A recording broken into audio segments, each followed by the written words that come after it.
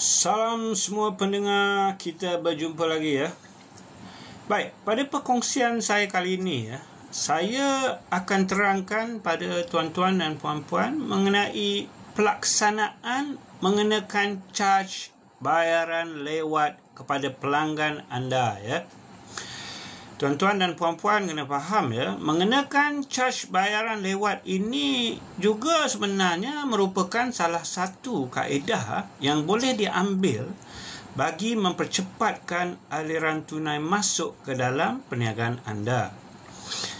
Tanpa sebarang charge atau penalti ya kepada pelanggan, terutama sekali ya yang kerap bayar lewat dan suka melepasi tarikh akhir bayaran.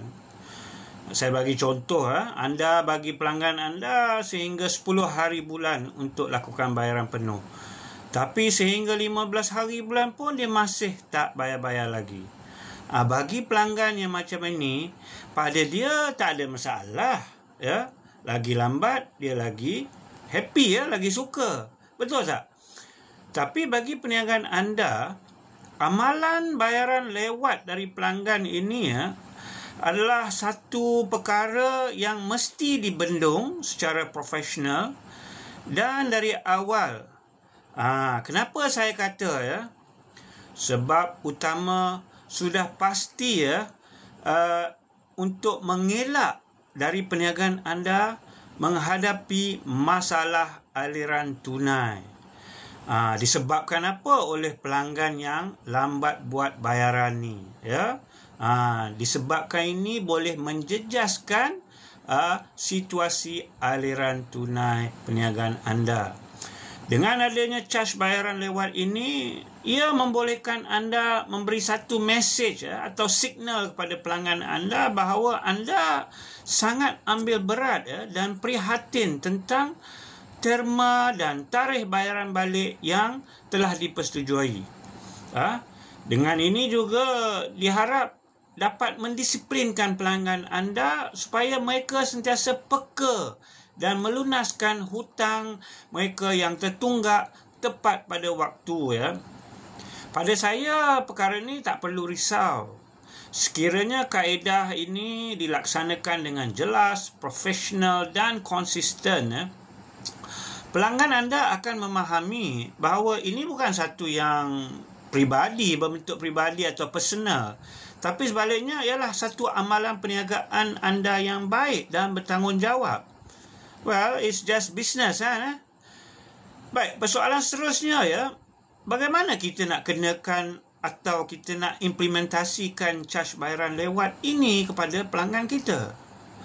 Okey, terdapat dua cara kebiasaan. Yang pertama ialah charge dengan jumlah yang tetap.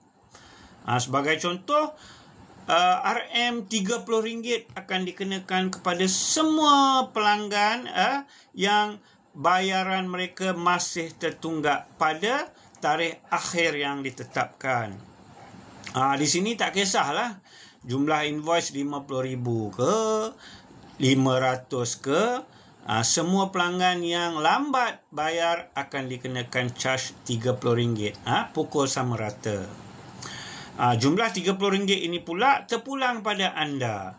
Nak charge sekali sahaja atau charge secara bulanan. Maksudnya, katakanlah dah lepas tarikh tertunggak tu, patut 30 hari lagi masih tak bayar ya, dari tarikh tamat tempoh. Jadi, maka pelanggan itu boleh di-charge tambahan lagi RM30. Jadi, selepas 30 hari dari tarikh tamat tempoh tu ya, charge bayaran lewat dia dah jadi RM60. Double. Faham ya? So ini terpulang kepada kamu. Cara kedua pula ialah berdasarkan peratus jumlah yang masih tertunggak. Sebagai contoh, bayaran lewat akan dikenakan sebanyak 2% daripada jumlah yang masih tertunggak. Jadi katakanlah jumlah pelanggan yang tertunggak tu sebanyak 1,000. Maka charge penalty bayaran lewat adalah sebanyak RM20. Sudah pasti pada saya kaedah ini nampak lebih adil dan profesional ya. Kerana charge bayaran lewat ini pengiraannya berdasarkan jumlah tertunggak. Jadinya lebih banyak jumlah pelanggan tertunggak, lebih besarlah caj bayaran lewat yang akan dikenakan, ya. Baik, sampai di sini sahaja perkongsian saya hari ini berkenaan dengan topik ini. Esok insya-Allah kita berjumpa lagi dan saya akan sambung lagi berkaitan dengan topik ini, dan saya harap tuan-tuan dan puan-puan nantikan posting saya seterusnya, dan diharap beri support supaya channel saya ini dapat memberi manfaat kepada kita semua. Sekian, terima kasih dan jumpa lagi.